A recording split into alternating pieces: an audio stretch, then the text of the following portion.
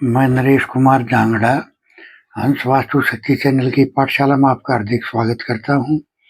Comment लिखिए। किसी ने कहा, घर में तलवार रखने का उचित स्थान कौन सा है? देखिए सर, कोई भी हथियार है या कोई भी टूल्स है, ये सब SW में रखने चाहिए। लेकिन ये तलवार एक रेमेडी के रूप में भी आप प्रयोग कर सकते हो।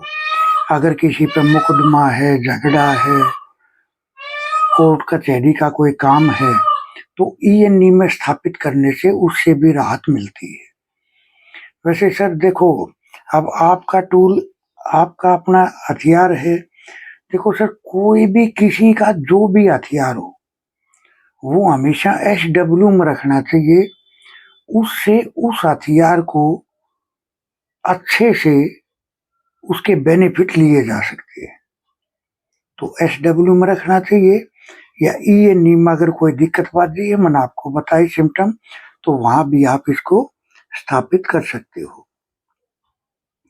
किसी ने कहा, ये पता नहीं क्या लिखा है, कोरल पाउडर से भूमि की ऊर्जाओं को कैसे बढ़ाए, कहाँ मिलता है? देखिए, हर वास्तु एक्सपर्ट का अपना अपना एक तजुर्बा होता है, उसके अपनी एक खुद की रेमेडियां होती हैं। तो पता नहीं अब आपने कहाँ से पढ़ा है या सुना है, तो इस बारे में तो मैं आपको कैसे गाइड कर सकता हूँ। बाकी हमारे अपने तरीके हैं, अपने फार्मूले हैं जमीन की ऊर्जाओं को बढ़ाने के लिए, तो इस बारे में मैं आपको गाइड नहीं कर सकता। किसी ने कहा, अगर बिस्तर का एक हिस्सा ESC या WNW जोन में आ रहा हो तो क्या करें? देखिए, आपका क्वेश्चन आ रहा हो, आया तो नहीं है, तो फिर आप क्यों टेंशन ले रहे हो? लेकिन चलो, आपने पूछा है, मैं बता देता हूँ। देखो, अब आपको जब इतना पता है कि ESC में आ जाए या WNW में आ जाए, जब आपको पता है यहाँ गलत है, तो उसका थोड़ा थोड़ा खिसका दो उसको। यो अपने आप में सबसे बड़ी रेमेडी है। क्यों और रेमेडियां करनी है आपको?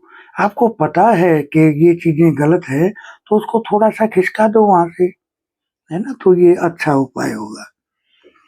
किसी ने कहा, मेरा खेत है, उसके अच्छे ग्राहक आ गए, उस खेत के NW में का हिस्सा बढ़ा हुआ है और कुआ है। देखिए सर, हमारे यहाँ गाँव में एक मिसाल देते हैं कि दूध, पूत और जमीन ये पितरों के आशीर्वाद से मिलती है। और जब ये, अगर आपको बढ़ने की बजाय आप बेचने का विचार बना रहे हो, तो इसका मतलब कहीं ना कहीं आपके घर में पितर दोष लागू है, जो इन चीजों को घटा रहा है। वरना तो ये चीजें तो बढ़नी चाहिए। देखो, बेचने की नौबत आई क्यों? कोई कारण होगा ना। दूसरा, आपने कहा कि NW का हिस्सा बढ़ा हुआ है। देखिए सर, NW जब बढ़ जाता है तो आदमी और कॉन्फिडेंस हो जाता है, और कॉन्फिडेंस होकर ही वो फैसले लेता है। ऐसा मेरे बहुत सारे केसों में टेस्टेड है। तीसरा, आपने इसी में क्वेश्चन करा कि सर उधर कुआ है, तो जब NW में कुआ होता है, गड्ढा होता है, तो ये मन को ठिकाने पर नहीं रहने देता, जिसके कारण पड़ोसियों से, परिवार से, दोस्तों से रिलेशनशिप में दिक्कत आती है। यानी उनके साथ विचारों का तालमेल नहीं बैठ पाता पड़ोसियों से। तो ये गलत है। ये आपको, बस मैं यही कहूंगा कि आप अपने घर को चेक करें सबसे पहले तो। देखो, जब अगर घर बैलेंस होता है ना, तो ये चीजें ऑटोमेटिक बैलेंस हो जाती हैं। लेकिन देखो, जमीन बेचने का मैं एक बात आपको बताऊं, ये काम सिर्फ पितरों के आशीर्वाद से ही हो सकता है। बाकी जमीन बेचने का ऐसा परफेक्ट कोई कोई भी ऐसी रेमेडीज नहीं है जो उस उपाय को किया और तुरंत से जमीन बिकेगी। हाँ, प्रार्थना की जा सकती है, तो मेरे आपने कई वीडियोज में मैंने बता रखा है। तो अगर आप वो रेमेडी करके चलते हो 11 मंगलवार, तो उसमें आपको काफी अच्छे से मदद मिलेगी। लेकिन आपको उस क्यों का कारण ढूंढना है कि बेचने की नौबत क्यों आई। तो आपके घर में छुपा है, आप उसको चेक करोगे तो आपको पता चल जाएगा। एक देखिए, कई बार कॉल आ जाते हैं, हालांकि मैंने एक वीडियो में और भी बताया था, लेकिन शायद उनको वीडियो मिल नहीं पाया।